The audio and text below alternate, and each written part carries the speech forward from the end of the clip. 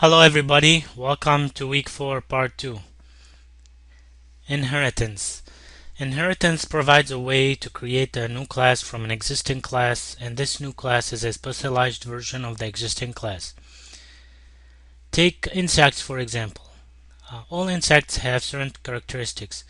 If you have an insect like the bumblebee, it has all the common insect characteristics plus its own unique characteristics such as ability to sting. Same with the grasshopper, it has its own unique characteristics such as the ability to jump plus all of the common insect characteristics.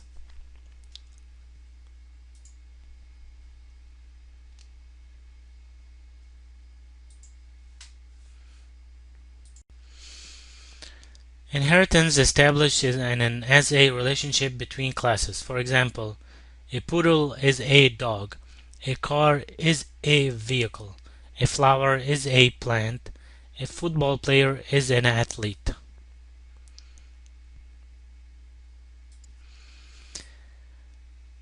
Some notations and terminologies about inheritance. You have base class, you have derived class. Base class, or could be called also parent class, is what you inherited from. Derived class, or could be called child class, is inherits from the base class. So the child inherits from the parents. This is the notation of the base class and the notation of the derived class. So as you can see that the class undergrad is inheriting from the student class, which is the base class, and the undergrad class is the derived class. So an is a relationship is an object of derived class is an object of the base class. So here in an undergrad is a student. Another example is a mammal is an animal.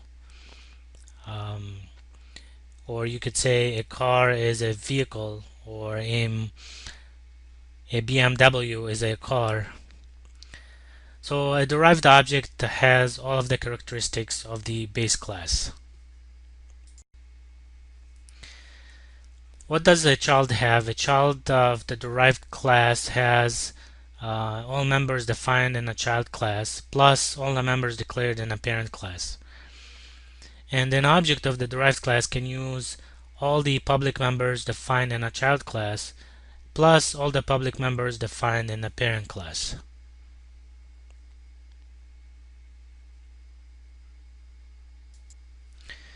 Protected members and class access. Protected member access specification, it's like private but accessible by objects of derived class.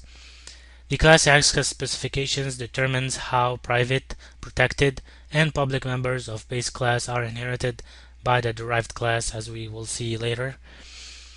Definition of class access specifies, so we have the public, you have the protected and the private.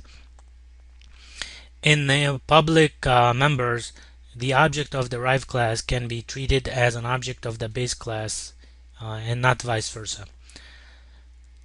So the base class cannot be derived from the derived class. The derived class or the in public, the derived class can be treated as an object of the base class. In protected, more restrictive than public, but allows derived classes to know details of the parents. In a private, prevents objects of derived class from being treated as objects of base class.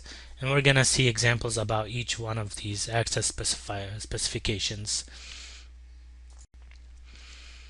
So inheritance versus access. On this slide, we illustrate the concept between inheritance and access, how the base class members appear in the derived class.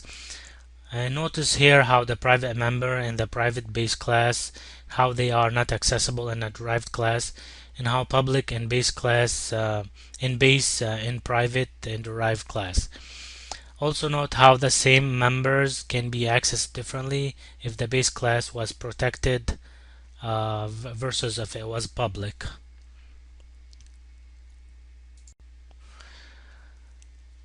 This is a good example of two classes, a grade and test. Notice how when the test class inherits from the grade using the public class access, what the test class looks like.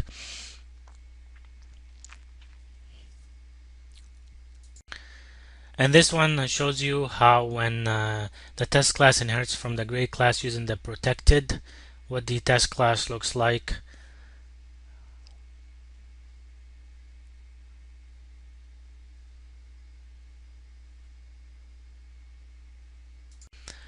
And here we have the test class inherits from the grade class using the private class access, and you can see the difference between all three types. How the test class looks different depends on the access specifications that was used. So make sure you understand all these three types of access specifications. Constructors and destructors. In derived classes, you can have their own constructors and destructors. So when an object of a derived class is created, the base class's constructor is executed first, followed by the derived class's constructor. So it's always the base class constructor comes first before the derived class constructor. And then when an object of a derived class is destroyed, its destructor called first, then that of the base class. So when you create it, the constructor called first, the base class constructor called first. However, when you destroyed it, the destructor derived class get called first. Pass an argument to a class. You can see here an example how you pass argument to a class. This allows selection between multiple base classes constructors, and you specify the argument to a base constructor and derived constructor heading. This can also be done with inline constructors, but must be done if base class has no default constructor.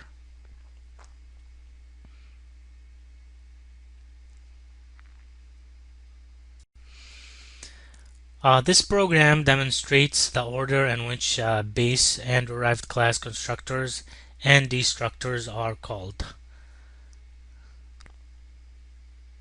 So you have the base class declaration. You can see the base class constructor and the base class destructor. Watch the syntax between the constructors and the destructor, and then you can see the derived class declaration, and the derived class name is derived class, and its base class is the base class. And here you can see the output of the program.